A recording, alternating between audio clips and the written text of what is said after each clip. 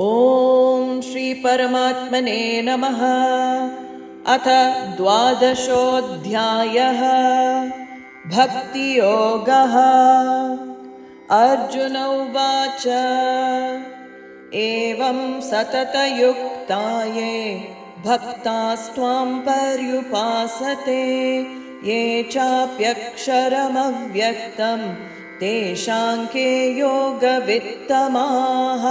श्रीभगवानुवाच मय्यावेशमनो ये मां नित्ययुक्ता उपासते श्रद्धया परयोपेताः ते मे युक्ततमा मताः।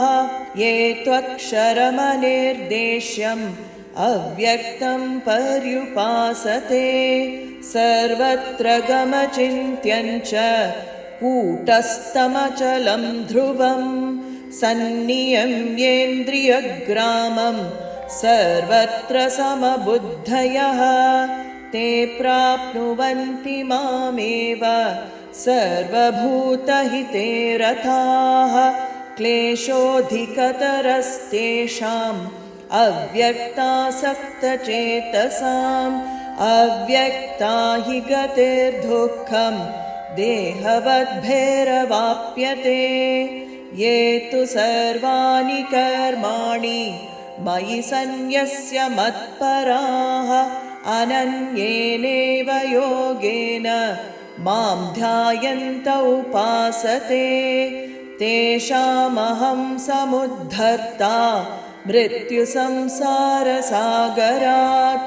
भवामि न चिरात् पार्थ मय्यावेशितचेतसाम् मय्येव मन आधत्स्व मयि बुद्धिं निवेशय निवसिष्यसि मय्येव अत ऊर्ध्वं न संशयः। अथ चित्तं समाधातुं न शक्नोषि मयि स्थिरम् अभ्यासयोगेन ततः मामिच्छाप्तुं धनञ्जय। अभ्यासेऽप्यसमर्थोऽसि मत्कर्म परमो भव मदर्थम् अपि कर्माणि कुर्वन् सिद्धिमवाप्स्यसि। अतैतदप्यशक्तोऽसि कर्तुमद्योगमाश्रितः सर्वकर्मफलत्यागं ततः कुरु यतात्मवान्।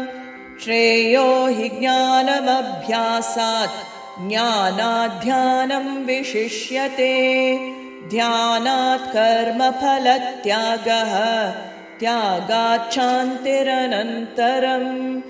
अद्वेष्टा सर्वभूतानां मैत्रः करुण एव च निर्ममो निरहङ्कारः समदुःखसुखः क्षमी सन्तुष्टः सततं योगी यतात्मा दृढनिश्चयः।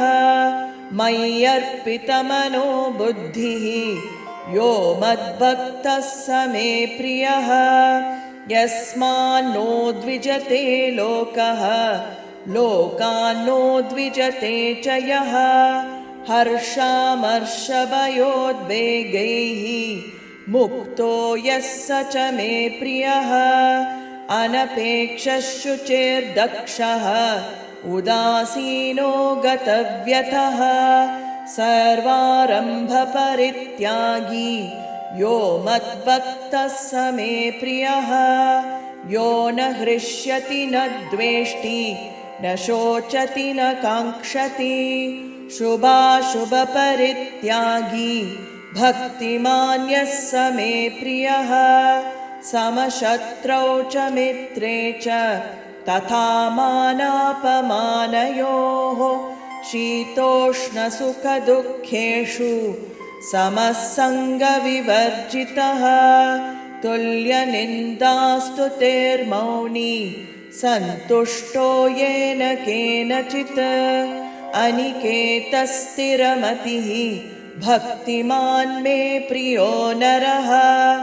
ये तु धर्म्यामृतमिदं यथोक्तं पर्युपासते श्रद्धधानामत्परमाः भक्तास्तेतीव मे प्रियाः।